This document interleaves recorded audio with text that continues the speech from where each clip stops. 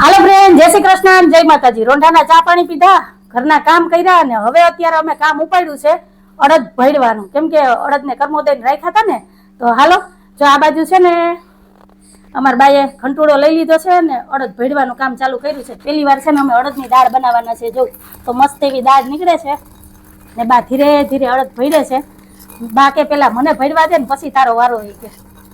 તો જો બા કીધે ક્યારેક છે ને વધારે ભાર દેવાઈ જાય છે એટલે ઘંટોળો થોડોક વધારે હાલે કાબા, ભૂકો થઈ જાય છે દાળનો જો। અને મારી કીધે છે ને ફોરો હાલે છે।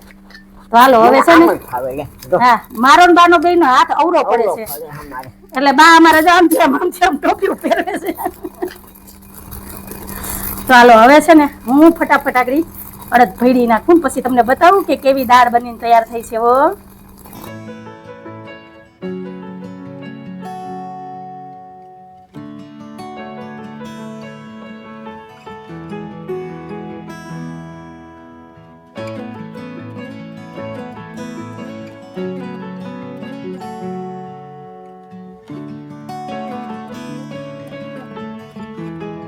હાલો ફ્રેન્ડ, તો ફાઇનલી અડદ ભેળી અને અમે દાળ તૈયાર કરી લીધી છે। આખી દાળ છે ને આ કણકી છે। મને એમ હતું 2 કલાકમાં તો છે ને દાળ તૈયાર થઈ જાય, પણ એ મારું વિચારવાનું ખોટું હતું કાકા। અડધું ટાણું વહી ગયું, ગોથું સાફ કરવામાં બહુ વાર લાગી ને આટલી કણકી નીકળી છે।